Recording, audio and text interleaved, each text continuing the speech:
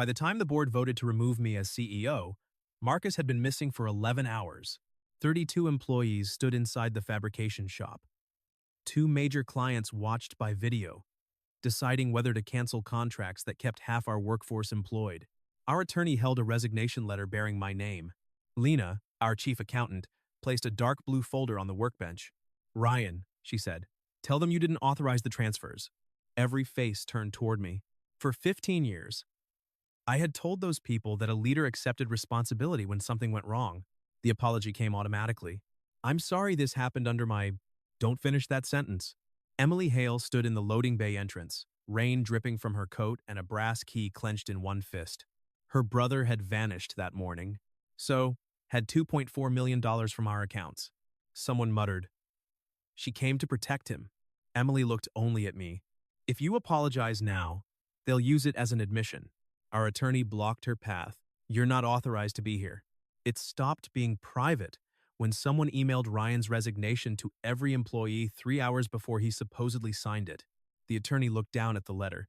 Lena opened the folder and projected a warehouse lease onto the wall. My signature appeared at the bottom of page 9. One client leaned toward his camera. "If that authorized the transfers, we're looking at fraud." Lena enlarged the witness line beneath my name. Emily Hale. Every head turned toward her. "You witnessed my signature?" I asked. Emily opened her fist. The key had cut a red groove across her palm. "I signed the witness line," she said, "but I never saw you sign that document." Voices erupted. A phone rose above the crowd, recording us. Emily placed the key beside the folder. "Tell the police to search the warehouse before Marcus empties it." Lena studied the address. "That building was demolished 6 years ago." "The building was," Emily said. "The warehouse behind it wasn't." She met my eyes. "And Marcus knows I have the only key." Benjamin Shaw, our attorney, reached for the key. Emily covered it with 2 fingers.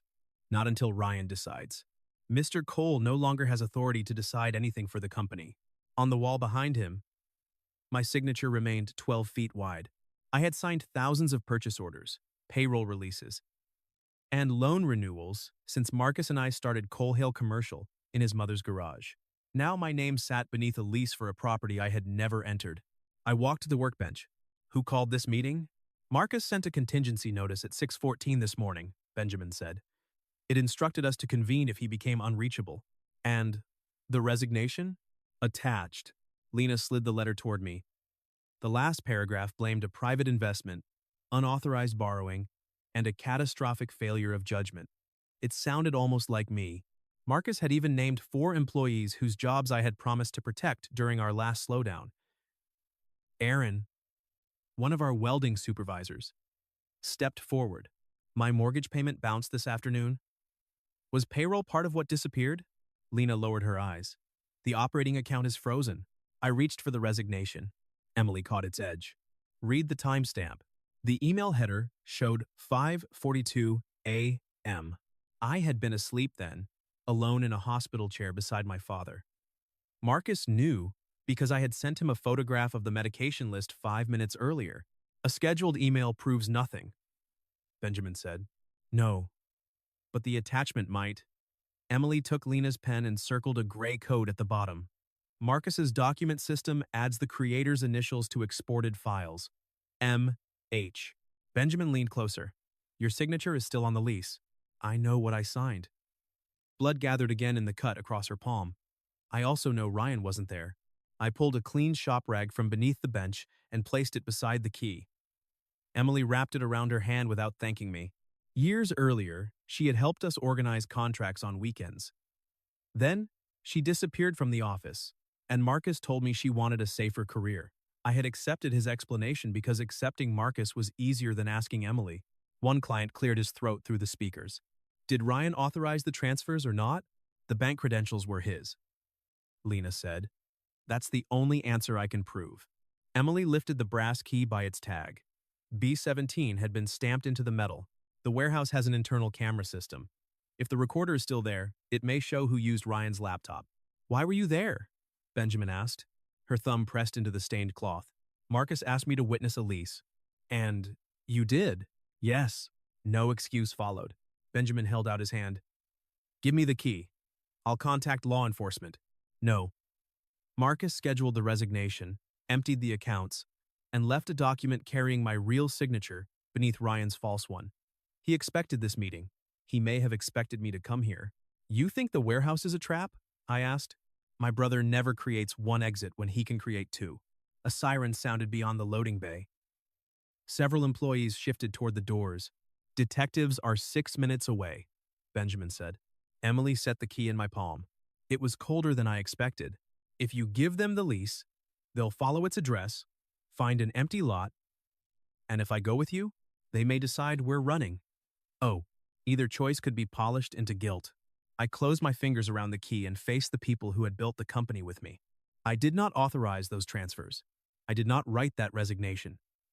And I will not sign it to make tonight easier. Aaron watched without nodding.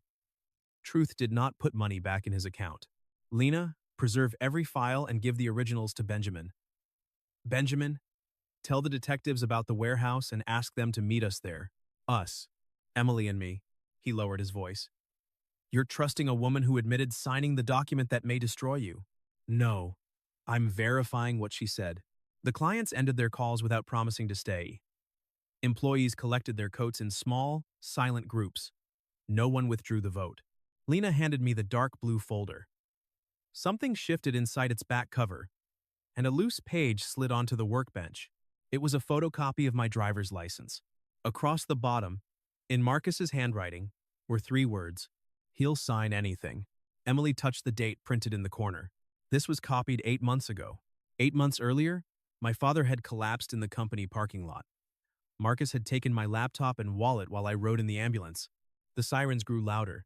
He didn't decide to frame you this morning, Emily said. The key pressed against my leg through my pocket. How long? Her eyes stayed on the handwriting. Long enough that the missing money may not be the first thing he stole. The detectives did not let us leave for the warehouse. They separated Emily and me before the sirens stopped echoing through the loading bay. She went into the conference room. I stayed beside the idle cutting table, answering questions while rain hammered the metal roof. Where was Marcus? When had I last accessed the accounts? Why had my laptop approved 6 transfers while I was at the hospital? I don't know. At 9:40, they took the dark blue folder, photographed the brass key, and returned the key to Emily in an evidence envelope. They would inspect the warehouse after obtaining a warrant for the rear parcel. Benjamin drove me to the hospital because the board had suspended my access to company vehicles. You handled the meeting better than I expected, he said. That sounds almost complimentary. It isn't. You should have called me before speaking. I was already speaking when you arrived. You were apologizing. My unfinished sentence followed us through 3 intersections. My father was awake when I entered his room. David Cole sat against 2 pillows, arguing with a nurse about the plastic cup beside his bed. This water tastes like the cup. The nurse noticed me and surrendered it.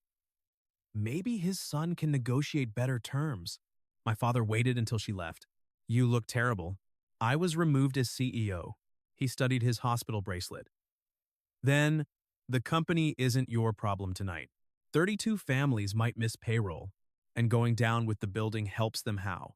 He had used nearly the same words 26 years earlier. I was 12, standing beside 2 packed suitcases while my mother asked whether he planned to return. He called, leaving practical. He returned 18 months later with a used bicycle and no explanation. I set his medication list on the tray. Did Marcus come here yesterday? Briefly. What did he want? To know whether you kept your passwords in that notebook. My hand stopped above the tray. What notebook? The black one you carry. I told him you wrote everything in it. I don't write passwords there. Well, I didn't know that. He shifted beneath the blanket, irritated by my tone rather than frightened by what he had revealed. Marcus said he was keeping the company running while you sat here. He used my computer while I sat here. That's not my fault. The familiar response invited the familiar answer. I could tell him it was fine, remove the discomfort from his face, and carry it myself. Instead, I pulled the visitor chair away from the bed. You gave him information about me without asking. I was helping. You were guessing. His eyes narrowed. Don't take your business trouble out on me. The heart monitor kept a steady rhythm between us. An apology would have restored the old arrangement in seconds. My phone vibrated before I could choose. A video filled the screen. Aaron stood outside the fabrication shop, speaking to a local reporter. We trusted Ryan because he always acted like he was protecting us, he said. Now our paychecks are frozen and his name is on everything. The caption read, Employees question missing CEO's good guy image. Missing CEO. I was 8 minutes away. Aaron continued. Last year, he stopped Marcus from firing me. Maybe he just needed someone who owed him. My thumb hovered over his number. Benjamin had warned me not to contact employees. Call him, my father said. Tell him he's ungrateful. I locked the screen. That would make me feel better for 5 minutes and make him trust me less for 5 years. So you'll let him say that? For tonight, my father gave a humorless laugh. Your mother used to turn being hurt into a moral performance. The sentence found its mark because part of it was true. Silence had never made me noble. Sometimes it had only spared me the risk of hearing an answer I did not want. That was how Marcus had become indispensable. He made the calls I delayed. He pushed suppliers when I wanted patience. When employees complained, he became the hard man and let me remain the good one. I had called it balance. Perhaps he had called it access. A soft knock came from the doorway. Emily stood there holding 2 coffees and the sealed evidence envelope. A detective waited near the nurse's station. I can come back, she said. My father recognized her. Marcus's sister. Emily placed 1 coffee on the windowsill rather than offering it to me.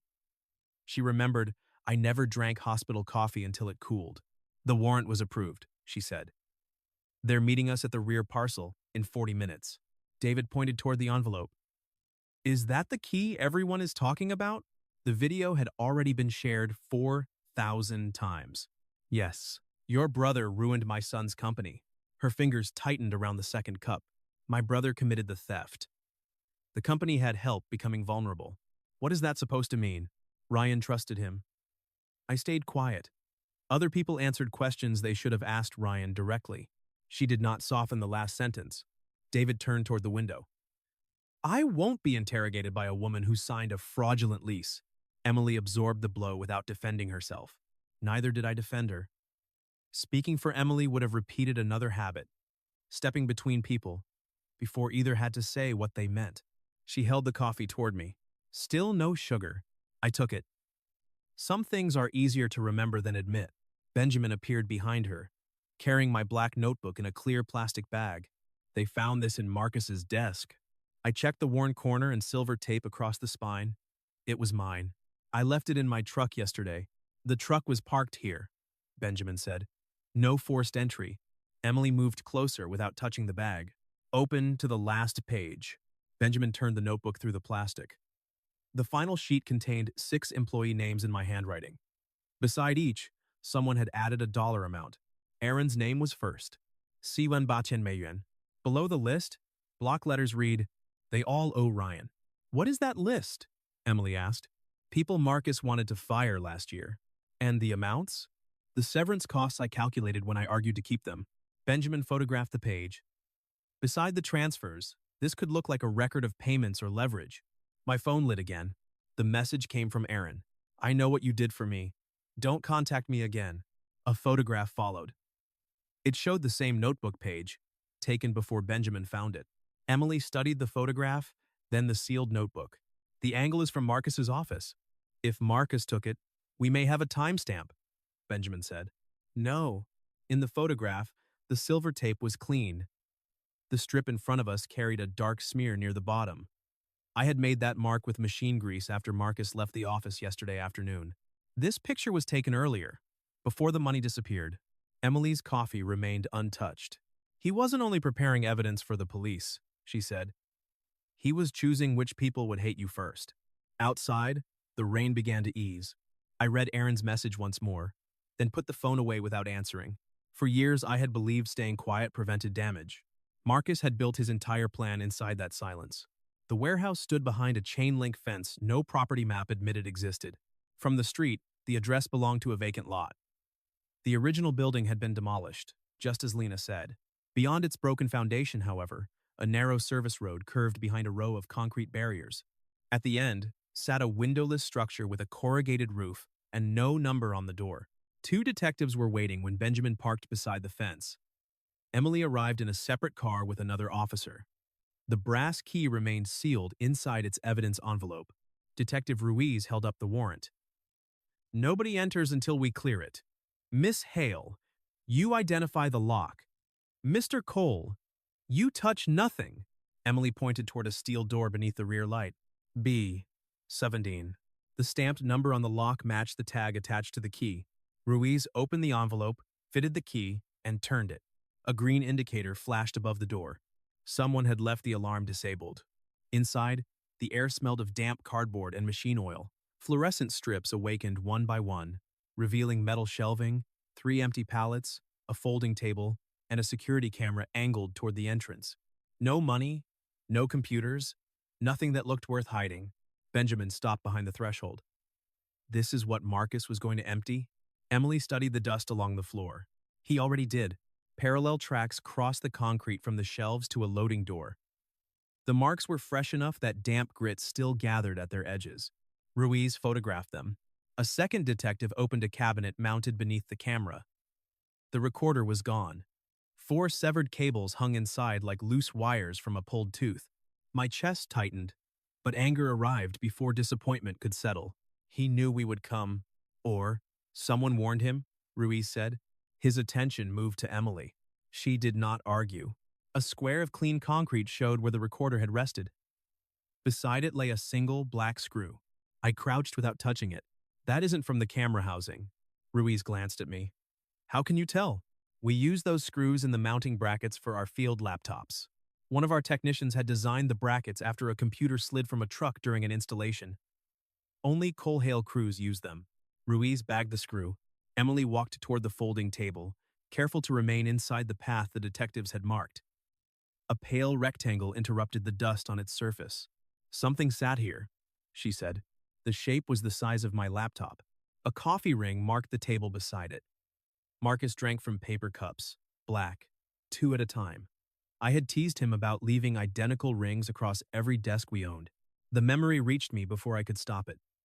Marcus at 24, asleep on a garage floor with a rolled invoice beneath his head. Marcus using his last credit card to buy our first saw blade.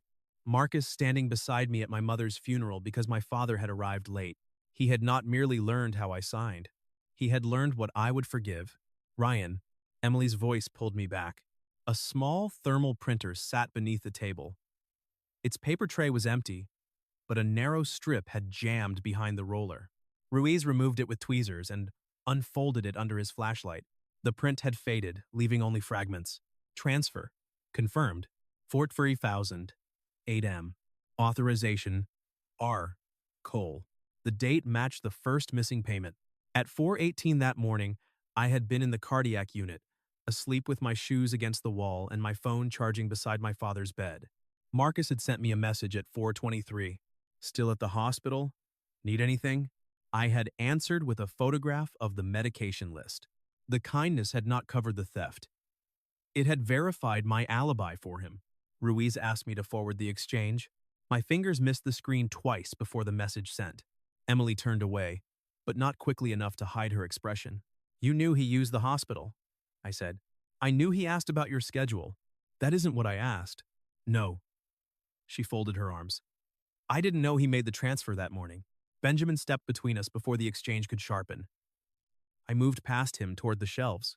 Most were empty, but one held flattened boxes, printed with the logo of Northline Storage Solutions. I recognized the name from the warehouse lease. The company registration listed a post office box and a manager I had never met. Emily touched the air above one label without making contact. Northline belongs to Paul Vance. Marcus's college roommate? He stopped using that name years ago. Ruiz wrote it down. How do you know? Because I prepared a title search for him last winter. The detective's pen paused. For Marcus? For Paul? Marcus referred him. You never mentioned that. I didn't know Northline was involved until now. Her answer came too quickly. On the lowest shelf, a cardboard box had been pushed against the wall. Ruiz opened it and found duplicate access badges, disposable phones without batteries, and 6 employee identification forms copied from our personnel files. Aaron's was on top. Beneath it lay mine. The photograph had been replaced with Marcus's face. My date of birth remained. So did my employee number and signature. Benjamin swore under his breath. Ruiz lifted the falsified badge into an evidence sleeve. This could place Marcus anywhere your credentials were accepted. It also makes every access log carrying my name questionable, I said. For the first time that night, Benjamin had no warning to offer. A faint electronic chirp sounded near the loading door. Everyone stopped. The second detective traced it to an emergency battery mounted high on the wall. A cable ran from the battery into a junction box, then disappeared above the ceiling panels. The camera system may have had a secondary transmitter, Emily said. Ruiz brought over a ladder. Behind the panel, they found a compact wireless backup unit with one green light still blinking. The recorder had been removed. The backup had not. A technician joined us 20 minutes later and connected a tablet. Most of the archive had been erased, but 3 damaged clips remained in temporary storage. The first showed Marcus entering with my laptop at 3:51 a.m. He wore a baseball cap and used my employee badge at the inner door. The second showed him leaving 2 hours later with the dark blue folder beneath his arm. In the third clip, recorded 9 days afterward, Emily entered the warehouse alone. She carried no folder. She went directly to the camera cabinet, opened it with a code, and stood there for almost 4 minutes. Then she looked up at the lens. The clip ended. Ruiz lowered the tablet. During your first interview, you said you hadn't been here since March. Emily's face had lost its color. That was March. The date stamp says April 9th. She examined the screen as if the numbers might rearrange themselves. I remembered the coffee cooling on the hospital windowsill. The clean way, she had said. I stayed quiet. The careful difference between admitting silence and explaining what she had done inside it. What were you doing at the recorder? I asked. Emily pressed the shop rag tighter around her injured hand, trying to decide whether to erase something. Ruiz's voice hardened. Did you? Her eyes remained on me. Yes. Emily's admission stopped the search. Detective Ruiz escorted her to an unmarked car, while another officer sealed the warehouse. Before the car door closed, she handed me the coffee-stained shop rag. The key is still evidence, she said. Don't let Marcus turn me into yours. Then, she was gone. By 7 the next morning, someone had leaked the third camera clip. The edited version began with Emily entering the warehouse and ended before Ruiz questioned her. A headline appeared beneath it. Missing CEO's secret witness, caught altering security system. My phone filled with messages before I finished reading. One client suspended its contract. A supplier demanded payment in advance. Benjamin called at 7:12. Do not answer anyone. The insurer scheduled an emergency coverage hearing at 10. If they classify the transfers as an internal conspiracy, they can deny the claim. Emily erased something. I know. She admitted it in front of a detective. That is precisely why you will not defend her today. The hearing took place in a rented conference suite across from City Hall. Benjamin had chosen neutral ground because reporters were already waiting outside the company office. Inside sat Lena, 2 board members, representatives from both major clients, the insurance investigator, and Nora Hale, Marcus, and Emily's mother. Aaron occupied a chair near the back as the employee's elected observer. A large monitor displayed the warehouse clip on pause. Emily's face had been frozen as she reached toward the recorder cabinet. Her attorney joined by video. Emily did not appear. The insurance investigator, Evelyn Price, placed a stack of printed emails beside her laptop. Our concern is no longer a single fraudulent transfer, she said. We must determine whether Mr. Cole and Miss Hale coordinated access to company systems and then attempted to conceal it. Ryan was at the hospital, Lena said. That proves where his body was, not who possessed his credentials. Evelyn projected an email sent from my account to Emily 6 weeks earlier. I need you to handle Marcus without involving anyone else. The sentence was mine. The context was not. I had written it after Marcus threatened to cancel our mother's memorial scholarship because he and Emily were fighting over the foundation paperwork. The next line. This has nothing to do with the company, was missing. Nora leaned forward. You told my daughter to handle him secretly? I asked her to keep a family dispute away from our employees. You always made Marcus sound difficult so you could appear reasonable. Benjamin touched my sleeve, warning me to stop. Evelyn opened another file. It showed a series of calls between Emily and me over the previous year. Most lasted under 3 minutes. The dates aligned with board meetings, contract renewals, and 2 transfers now under investigation. What were these calls about? She asked. I remembered some. Not all. Marcus, I said. Nora's chair scraped backward. My son trusted you. Aaron spoke from behind her. Did the employees know you were talking to Emily? No. Did Marcus? I assumed he did. You assumed a lot. The remark hurt because it was fair. Evelyn played the edited clip. Emily entered the warehouse, opened the cabinet, and raised one hand toward the controls. The image cut to black. Miss Hale admits deleting material from this system, Evelyn said. Mr. Cole then brought her into a shareholder meeting, accepted a key from her, and attempted to leave with her for the same warehouse. I notified the police after she appeared. One client representative folded his arms. From where we sit, this looks coordinated. The second used the word Benjamin had warned me about. Fraudulent. It changed the temperature of the table. Not mistaken. Not careless. Fraudulent. Aaron's attention dropped to his hands. Evelyn turned toward Lena. Did Mr. Cole ever pressure you to approve a transaction against policy? Lena took several seconds to answer. Yes. My chair seemed to narrow beneath me. When? Last November. A supplier payment exceeded the dual approval threshold. Ryan asked me to release it because a delayed shipment would have put 12 installers out of work. Was Marcus the second approver? Yes. Did you document the exception? No. The answer belonged to both of us. I could have explained the shipment, the penalties, the employees waiting for hours. Every detail was true. Together, they would sound like a man arranging his innocence after the fact. The old solution presented itself. Accept the broadest blame, give everyone one person to punish, and hope the company survived. I pulled the resignation letter from Benjamin's folder. If my remaining as CEO threatens the insurance claim, I'll resign permanently and accept responsibility for the control failures. Benjamin closed his hand over the page. Evelyn's pen stopped. Nora whispered, There.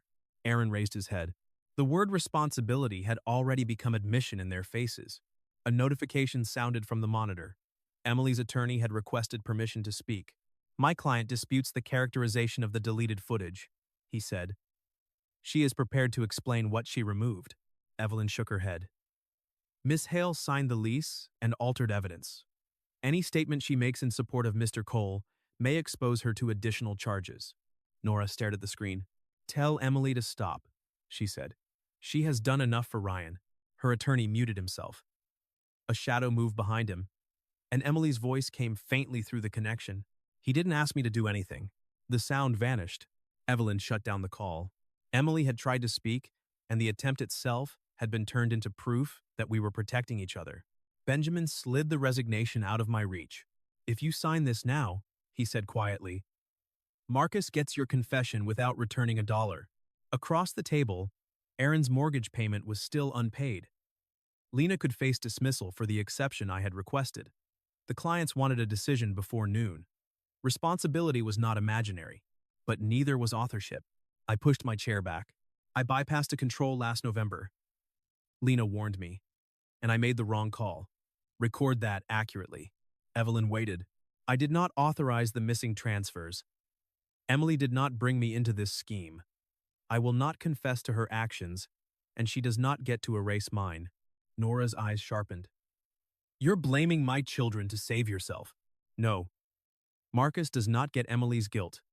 Emily does not get Marcus's theft. And neither of them gets my negligence. For several seconds, nobody spoke. Then the conference suite door opened. A reporter stood outside with a camera operator. Someone had given them the floor number. Mr. Cole, she called. Did you use a secret relationship with your partner's sister to move company funds? Phones appeared around the table. Benjamin moved in front of me, but the camera had already captured Emily's name beside mine on the monitor. Nora stood. My daughter was vulnerable, she said toward the doorway. The reporter repeated the accusation louder. Aaron left without meeting my eyes. One client disconnected. The other representative gathered his papers and said the contract suspension would become cancellation unless the insurer confirmed coverage by Friday. Evelyn closed her laptop. Pending further investigation, the claim is frozen. Outside, reporters formed a narrow corridor from the conference suite to the elevators. Benjamin told me not to answer. I obeyed until someone shouted, Did you sleep with Emily Hale? The apology did not come this time. Neither did the truth fast enough to matter. By the time the elevator doors closed, the video was already online. Nora accusing me. Emily's face frozen above a recorder she had altered, and my hand resting on an unsigned resignation. The caption underneath supplied the story Marcus needed. CEO and partner's sister linked in $2.4 million fraud. In the mirrored elevator wall, Benjamin removed his glasses and rubbed the bridge of his nose. "You didn't confess," he said. It did not sound like victory. My phone vibrated with an automated message from the bank. Personal and business accounts restricted pending review. Below it waited a message from an unknown number. "You should have signed when people still believed you were kind." The bank card failed at the parking garage. I tried it twice before the machine displayed ACOT restricted in red letters. A line of cars formed behind me, their horns bouncing off the concrete ceiling. Benjamin paid the fee without comment. "You can stay at my office until the reporters leave your street," he said as we reached his car. "I need clothes. You need to stop behaving as though inconvenience is evidence of innocence." He drove me to a furnished apartment his firm used for witnesses and clients between court dates. It occupied one room above a closed tailor shop, with a narrow bed, a kitchenette. By midnight, rain had begun again. Someone knocked 3 times. Emily stood in the hallway with a paper bag of food, a first aid kit, and no attorney. "You shouldn't be here," I said. "I know. Reporters are calling us lovers." "I know that too." She held up her injured hand. The shop rag had dried against the cut. "My attorney says I shouldn't go home." My mother gave the address to a reporter. The apartment had 1 chair. I stepped aside. Emily placed the food on the counter and sat on the edge of the bed while I opened the first aid kit. The cloth resisted when I tried to unwrap it. "This will hurt." "It already does." "That wasn't permission." She extended her hand. I soaked the fabric with warm water until it released. The cut was shallow but longer than I expected. She watched my fingers rather than my face. "I deleted 14 minutes," she said. I set the stained cloth in the sink. "From the warehouse recorder?" "Yes." "What was on it?" "Me helping Marcus move 2 archive boxes into Northline's van." The antiseptic pad stopped above her palm. "When?" "April 9th. The day on the clip." "You told Ruiz you were deciding whether to erase something." "I decided. And then you came to me with the key as if you were the person who had finally chosen the truth." Her hand withdrew from mine. "I chose it late." "That isn't the same thing." "No." She did not ask me to continue cleaning the cut. I did anyway, because leaving blood in a wound was not a verdict. Emily stared at the dark window. "Marcus told me the boxes contained expired contracts. He said an audit would expose unauthorized payments he had made toward our mother's cardiac care. Her insurer denied part of the treatment last year. He covered the rest. With company money." I didn't ask. "You prepare property records for a living. You ask who owns a 6-foot strip behind a fence." "I know, but not what was inside 2 boxes." Her jaw tightened. I knew enough to be afraid of the answer. That was closer to truth than fear alone. She had not merely protected her brother. She had protected the version of herself who could accept her mother's treatment without tracing the money. Why delete the footage? Marcus called after I left the warehouse. He said if anyone saw me moving those boxes, our mother would learn where the money came from. Then he reminded me that you had approved emergency payments before. "So you let yourself believe I might have approved these." "For 1 night. How long did you stay silent after that?" 3 weeks. I sealed a bandage across her palm and released her hand. 3 weeks was not panic. It was a decision renewed every morning. Emily opened the paper bag. 2 containers of soup had leaked into the bottom. She cleaned the spill with napkins, arranging the ruined bag into smaller and smaller folds. "What changed?" I asked. "I found the lease in Marcus's home office. Your signature was on it, but the notary block used a format discontinued before the date beside your name. Then, I found your driver's license copy. You knew before he disappeared that he was framing me. I knew he had prepared the documents. I didn't know when he would use them. You could have warned me." "Yes." "You could have gone to the police." "Yes." "Instead, you waited until the money was gone." Her eyes lifted to mine. "Yes." The small room offered nowhere for either of us to turn without seeming to retreat. I carried the food to the table and found 2 plastic spoons. We ate without speaking. The soup was too salty. The radiator clicked every few seconds. On the street below, a car slowed, then continued past the dark storefront. "I called you 6 times last year," Emily said. "Do you remember?" "Some of them. I was trying to tell you Marcus was borrowing against the company. You asked whether I trusted him. And you said more than anyone. I thought you were fighting with him. You thought whatever required the least from you. The spoon cracked completely in her hand. She placed both pieces beside the container. I was angry after that. When I found the first altered file, part of me wanted you to be wrong about him. I wanted your trust to cost you something because you made my warning feel like jealousy. There it was, the piece that did not fit inside a clean confession. You let me walk into this because you wanted to be right. For longer than I can defend. I stood and carried my soup to the sink.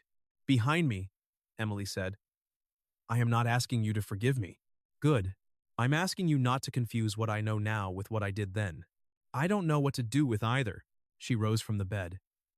The distance between us narrowed because the apartment allowed no other arrangement. Her bandaged hand rested against the counter beside mine. You shouldn't have defended me today, she said. I didn't defend you. I separated your actions from Marcus's. That is more than my family has ever done. The words carried no invitation, but her face softened after saying them. My attention dropped to the loose strand of hair against her cheek. She noticed. Neither of us moved away immediately. The impulse was not romantic in any clean sense. It was exhaustion, anger, recognition, and the dangerous relief of being believed by one person after a day spent as someone else's headline.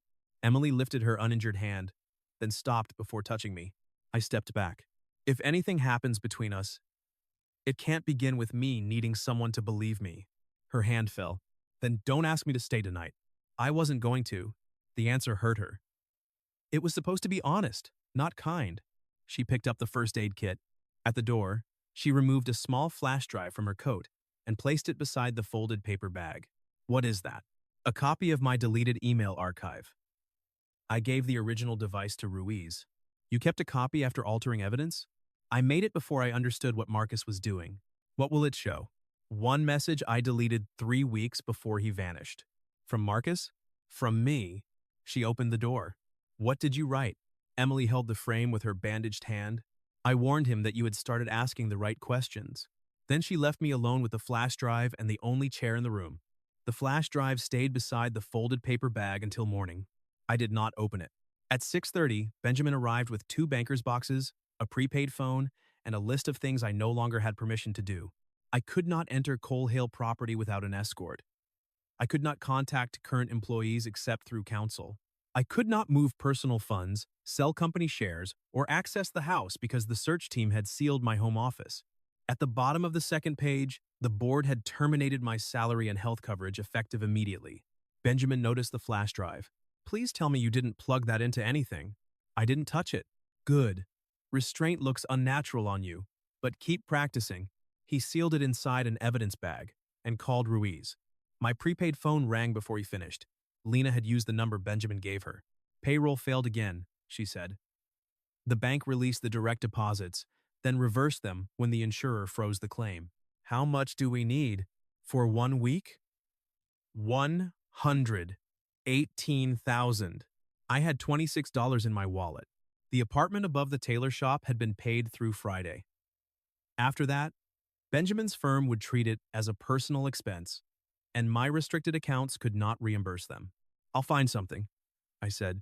Ryan, you cannot personally repair a frozen corporate account. I can cover part of it. With what? Through the window.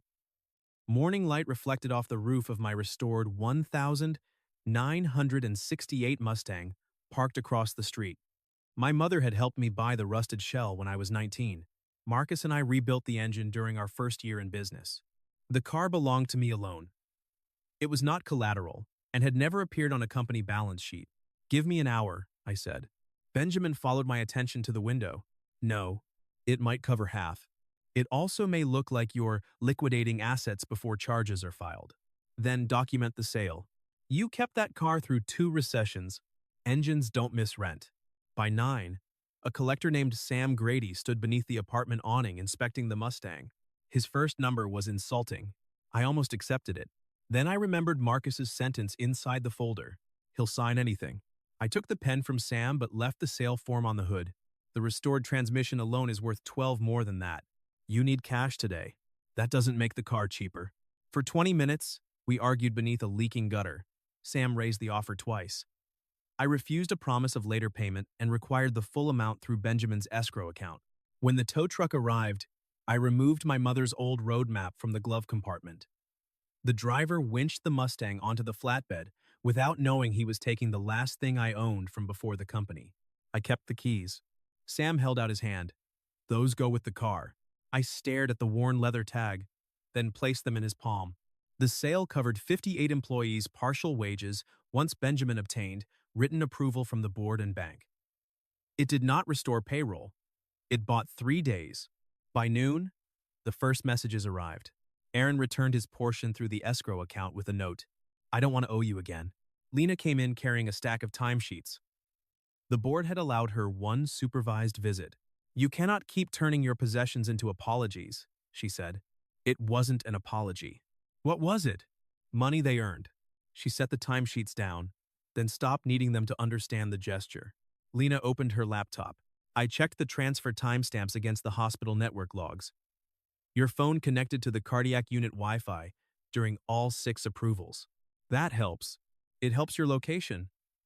The bank will argue remote access. What else? The approval emails reached my inbox at exact 5-minute intervals. Marcus never scheduled transactions that neatly. He liked to vary them so automated review wouldn't flag a pattern. You think someone else programmed them? I think he used a batch tool. If we find the originating device, we can separate the approvals from your usual behavior. My prepaid phone lit with a message from Emily. My attorney says the archive was delivered. I will not contact you again unless you ask. Lena saw her name but did not read the message. You should answer only if it helps the case. I know. Do you? I placed the phone face down. At 3, Ruiz called. The archive contained Emily's deleted warning to Marcus and his reply.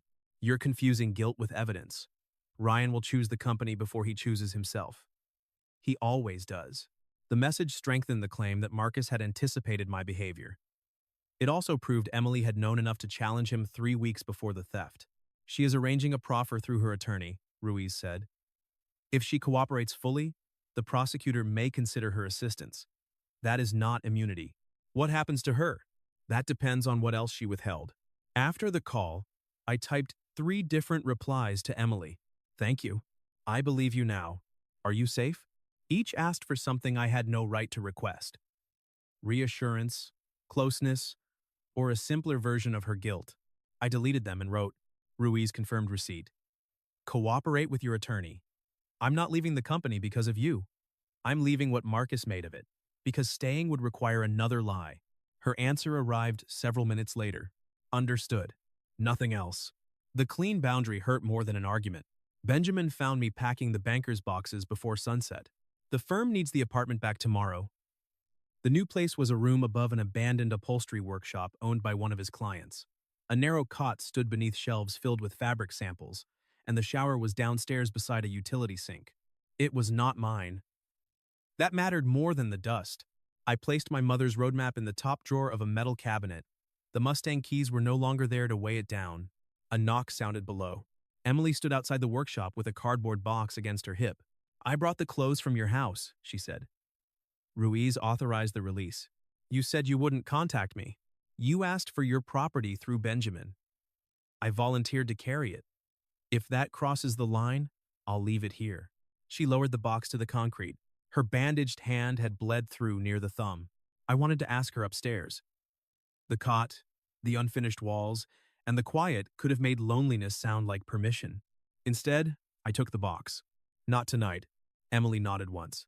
Not because Marcus left, I added. Not because everyone else believes the worst of us. I know. If anything ever happens, it has to happen after we can both afford to hear no. Her eyes shone, but she did not move closer. Then ask me tomorrow, she said. Not the next day. Tomorrow when tomorrow is honest. She walked back toward her car. Inside the box, beneath 2 shirts and a pair of work boots, lay the dark blue folder. A police property release label crossed its cover. Benjamin read the attached notice over my shoulder. The original lease had been returned for civil review because the police had retained certified copies. A yellow marker protruded from page 9. I opened it. The forged signature was still there. So was Emily's witness line. But beneath the page, where the staple holes no longer aligned, Someone had pressed hard enough to leave an impression on the sheet below. Benjamin shaded it lightly with the side of a pencil. A routing number appeared, followed by 2 words: Nora Hale Trust. The money had not only passed through a shell company, it had passed through Marcus and Emily's mother. Nora Hale called before Benjamin finished photographing the impression beneath page 9. Her name appeared on his phone. He answered on speaker without telling her I was present. "You need to stop Ryan from submitting that routing number," she said. Benjamin glanced at me. "How do you know we found one?" A pause followed. Then Nora disconnected. By morning, the answer was online. Someone had posted Emily's deleted email to Marcus, the one she had written 3 weeks before he vanished. Ryan has started asking why Northline appears on payments that have nothing to do with storage. Move whatever you need to move before he sees the lease. The final sentence had not appeared in Ruiz's summary. Emily had not merely warned Marcus that I was asking questions. She had told him to move something. A second document accompanied the leak, a bank statement from the Nora Hale Trust showing 3 deposits from Northline and payments to a private cardiac clinic. By 8, the story had become simple enough for strangers to understand. Marcus stole company money for his mother. Emily helped him hide it. I discovered the scheme and joined them. The board issued a statement distancing Cole Hale from all 3 of us. Aaron shared it with the words, "We deserved better." Lena arrived at the upholstery workshop carrying breakfast and removed it from the bag without offering me the receipt. "You paid for this?" I asked. "Yes. I can reimburse you when—" "No." She pushed a sandwich across the workbench. "Eat without converting it into debt." Benjamin entered behind her with Evelyn Price, the insurance investigator. The insurer received a settlement proposal at 6:10 this morning. She placed 4 pages beside the dark blue folder. Marcus offered to return $800,000. In exchange, Cole Hale would classify the remaining loss as the result of failed internal controls. I would acknowledge negligent supervision and unauthorized communication with Emily. The insurer would release emergency payroll funds and reconsider coverage. No criminal admission from Marcus. No location disclosed. The final page carried an electronic signature from his attorney. "How does a missing man retain counsel without anyone finding him?" I asked. "Attorney-client privilege," Benjamin said. His lawyer claims not to know Marcus's physical location. Evelyn tapped the repayment figure. "If you sign by noon, the insurer can release payroll today." Lena read the agreement twice. "How many jobs?" "All of them for now," Evelyn said. "The clients have agreed not to cancel before the coverage review." The workshop seemed to contract around the papers. 58 employees had received only partial wages from the Mustang sale. Suppliers were already refusing deliveries. Signing would keep people working while lawyers argued over language later. Benjamin turned the last page face down. "This is not merely management negligence." The clause about unauthorized communication lets Marcus frame Ryan and Emily as collaborators who lost control of the scheme. "It also pays people today," Lena said. Her voice contained no accusation. That made the choice heavier. My prepaid phone rang. "Emily." Benjamin shook his head, but I answered. "Did you tell Marcus to move the boxes?" I asked. "Yes." The others heard her through the quiet workshop. "What did you think was inside them?" "Records of the payments for my mother." "You told me you helped him move expired contracts." "He told me they were expired contracts." By the time I sent that email, I no longer believed him. "So you knew." "I knew the boxes could hurt him. I didn't know they were being used to frame you." "You keep describing the smallest thing you knew." Her breath caught. "Yes." Lena moved away from the table. Evelyn began taking notes. Why wasn't the full email in Ruiz's summary? My attorney argued that the last sentence could be misunderstood without the messages before it. "It does not require much imagination." "No." The clean answer made anger harder to hold, not easier. Emily continued. "Ryan, Marcus sent the settlement to me too. He offered to make my cooperation look coerced if I say you pressured me after we started an affair. We never had an affair. He doesn't need one. He needs dates, private calls, and photographs of me entering your apartment." Nora had given that address to reporters. Perhaps she had given it to Marcus first. "What did you tell him?" "That I would testify to what I did." "And what I did?" "Only what I witnessed." Evelyn extended her hand for the phone. "Ask whether she preserved his message," Emily answered before I repeated it. "My attorney has it." A notification sounded on my screen. She had forwarded a screenshot. Marcus's message read, "Tell Ryan the good man routine ends at noon. If he signs, Mom keeps her house and his people keep their jobs. If he doesn't, everyone learns what you wanted from him before you decided to become honest." Below it, Emily had written, "He already knows." I read the exchange twice. "What did you want from me?" The line remained quiet long enough for Benjamin to check the time. Emily spoke softly. "You? Nobody at the workbench moved. Before the theft?" I asked. "For years." Lena closed her eyes. The confession did not feel romantic. It made every warning, every call, and every delay available for reinterpretation. "Did that affect why you stayed silent?" "Yes. Part of me thought you would never hear me. While Marcus was still the person you trusted most. I hated him for that. I hated you a little too." Evelyn stopped writing. Emily added, "That does not make the records false. It makes my reasons compromised." I ended the call before I said something designed only to wound her. At 11:15, Benjamin set a pen beside the agreement. "I cannot make this decision for you." Evelyn gathered her files. "The offer expires at noon." Lena remained near the window.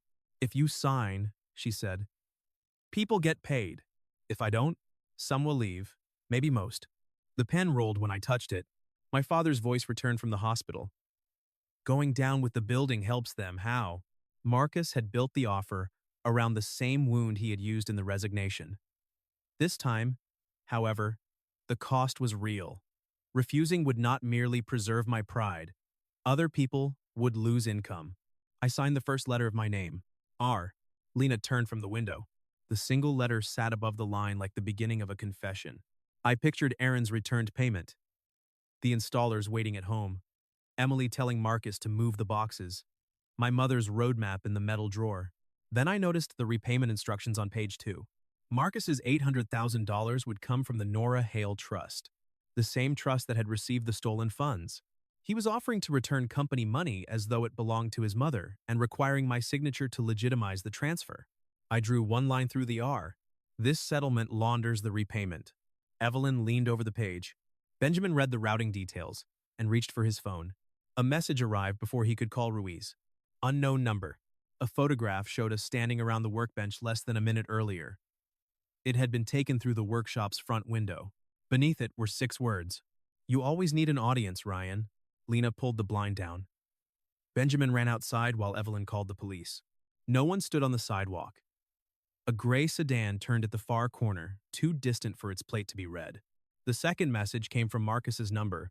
"Emily never told you which copy she deleted." Then a third. "Ask her who is still paying Northline." Evelyn stared at the screen. Northline's accounts were frozen yesterday. Lena opened her laptop and logged into the vendor portal using supervised access. A payment had been scheduled for midnight from a dormant project account. It carried my approval. The device authorization showed a live connection less than 5 miles away. Marcus had never left the city. The live connection led police to a hotel less than 4 miles from the workshop. Marcus was gone, but the router was still warm. They recovered a laptop, 3 disposable phones, and a remote access device linked to the dormant project account. The laptop had been wiped except for one video.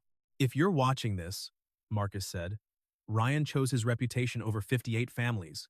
He claimed every shortcut required my signature, and every employee trusted promises I had failed to keep. No confession, no threat, only facts bent a few degrees from their original direction." Benjamin watched it twice. "He wants this played at the mediation. Then play it." The mediation began the next afternoon in the conference suite where the insurer had frozen our claim. Police waited outside. Evelyn Price sat with the insurer. Lena represented company finance. Aaron attended for the employees. Nora came with separate counsel. Emily sat at the far end beside her attorney. She did not look toward me when I entered. Marcus appeared on the wall screen through his lawyer's secure connection. His camera showed only his face and a beige curtain. Police had authorization to trace the signal, but nobody revealed that. Marcus smiled. "Ryan, you look tired." I placed the dark blue folder on the table. "You look close." His smile arrived half a second late. The mediator reviewed the purpose of the session. Determine control of the remaining assets, evaluate the proposed repayment, and preserve the company if possible. Marcus's lawyer played the hotel video. When it ended, Marcus spoke to Aaron. Ryan built loyalty by rescuing people, then recorded what each rescue cost. You saw the notebook. He turned to Lena. He asked you to bypass controls. You admitted it. Then Nora, I paid for your treatment. I won't apologize for keeping you alive. Finally, his attention moved to Emily. My sister has wanted Ryan for years. She altered evidence and shaped a story that placed them together on the innocent side.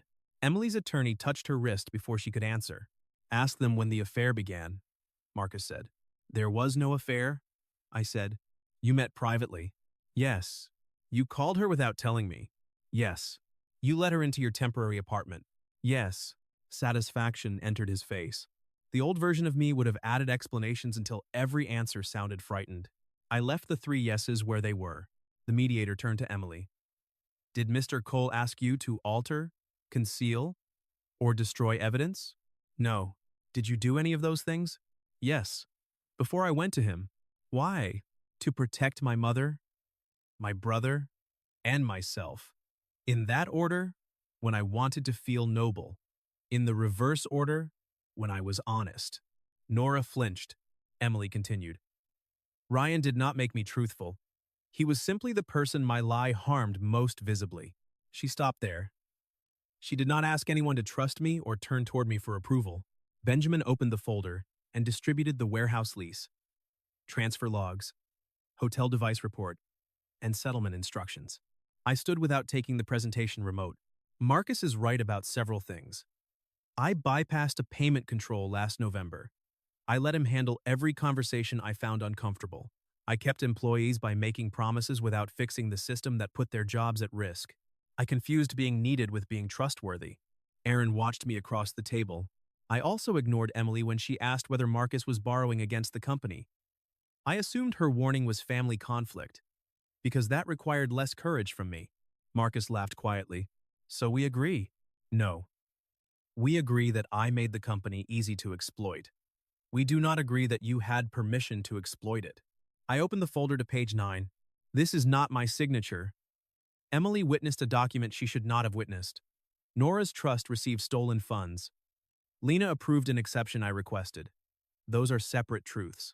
You built your defense by forcing them into one story. Marcus looked toward his lawyer rather than at me. I slid the settlement beside the lease. You offered to return $800,000 from the Nora Hale Trust. That money entered the trust through Northline.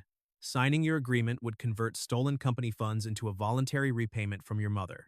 I was trying to save payroll. You were trying to make me authenticate the route. You would have signed if you cared about those people. Aaron shifted in his chair. I sold my car to pay 3 days of wages, I said. That did not make me innocent. Refusing your money does not make me cruel. Employees will not be paid with the same theft used to frame them. Marcus's smile disappeared. Evelyn projected the dormant account authorization. The midnight payment carried my credentials but originated from the hotel device. Marcus glanced at the document. That proves nothing without the second copy. Benjamin's pen stopped. No one had mentioned a second copy. The lease before us was the original, released for civil review. Police held certified scans. The phrase had not appeared in any report provided to Marcus's lawyer. What second copy? I asked. Marcus answered too quickly. The one Emily took. Her attorney leaned toward the microphone. My client has never disclosed possessing another lease. Marcus looked off screen, then back at us. You've been waving documents around for 3 days. Don't play games. I removed the yellow marker from page 9 and lifted the sheet. Beneath it, Benjamin had placed a photograph of the pressure impression, reading Nora Hale Trust. This copy? Marcus stared at the image. That's not the routing number on the final version. The sentence landed before he understood it. Evelyn straightened. Benjamin spoke softly. Which version is final, Mr. Hale? Marcus looked off screen. End the call. His lawyer did not move. End it now. The beige curtain behind him shifted. A band of blue light appeared along one edge, followed by the reflection of a red sign in the window glass. Ruiz, monitoring outside, sent Benjamin a message. Location confirmed. Marcus saw Benjamin's phone light up. His control broke. You think she chose you? He shouted. She chose? Whoever made her feel less guilty? That's all you are to her. Emily remained seated. I did not turn toward her. This is not about who she chooses. It always was. No. That is how you kept everyone manageable. You made every fact belong to a relationship, every debt belong to a favor, and every silence belong to you. Ruiz opened the conference suite door and gave a short nod. Officers were moving on Marcus's location. Marcus heard something at his end. His eyes shifted toward the unseen door. I closed the dark blue folder. You didn't steal my company first, I said. You stole my voice and counted on me to apologize for the silence. The screen shook as Marcus grabbed his device. You signed everything I put in front of you. Not this time. The connection ended. No one cheered. Nora covered her mouth. Aaron stared at the crossed-out R on the settlement page. Emily remained beside her attorney, separated from me by the full length of the table. The mediator suspended the settlement. Evelyn agreed to release an emergency payroll advance based on the hotel device evidence, subject to court approval. It was not a restored company. It was enough to keep people from losing another week.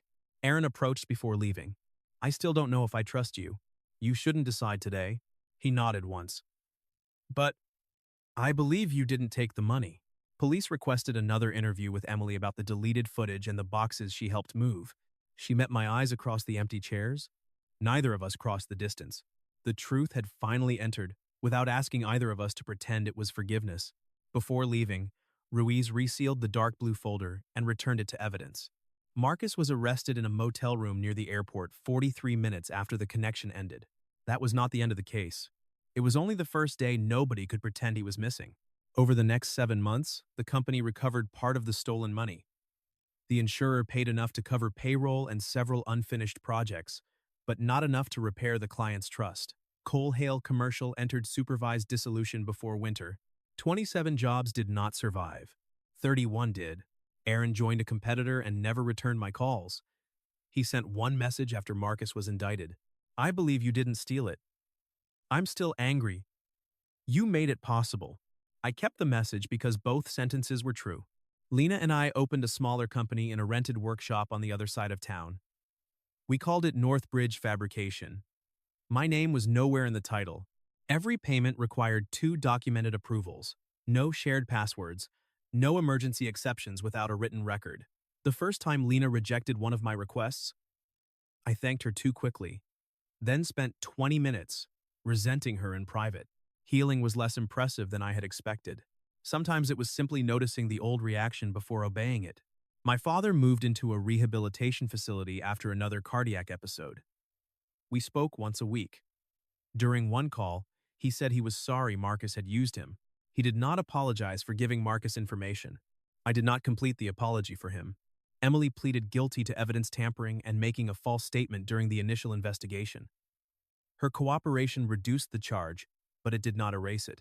She received probation, community service, and a temporary suspension from handling property records. Nora sold her house to repay the portion of the stolen money that had passed through her trust. Emily believed her. I did not know whether I did. For 5 months, Emily and I communicated only through attorneys, investigators, and once through Lena, when a recovered contract needed identification. There were no secret meetings and no late-night messages disguised as concern. Then, on a cold Tuesday in March, a small package arrived at Northbridge. Inside was the brass warehouse key. The evidence tag had been removed, but a faint adhesive mark remained around the metal. Beneath it lay a court notice confirming that the key no longer had evidentiary value. Emily had added one line on a plain card. It doesn't open anything now. I carried it in my coat pocket for the rest of the day. At closing time, Lena found me standing beside the new company's safe. If you put that key in there, she said, I'm charging you storage. I was thinking about throwing it away. No, you weren't. She switched off the office lights and left me with the decision. The key had opened a warehouse, a lie, and a version of my life in which trust meant never checking the lock. Throwing it away would not change any of that. I placed it in the top drawer of my desk beside my mother's roadmap. Not hidden, not displayed, just kept.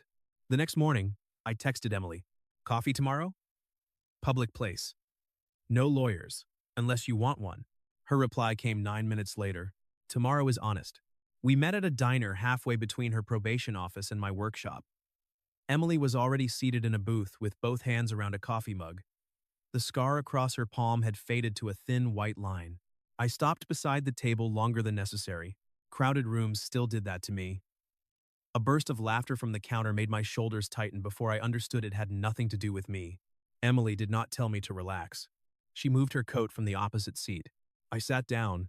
"How is community service?" I asked. "I spend Saturdays digitizing records for a housing clinic.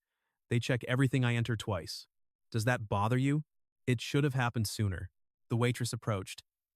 Emily did not order for me, though she remembered exactly what I drank.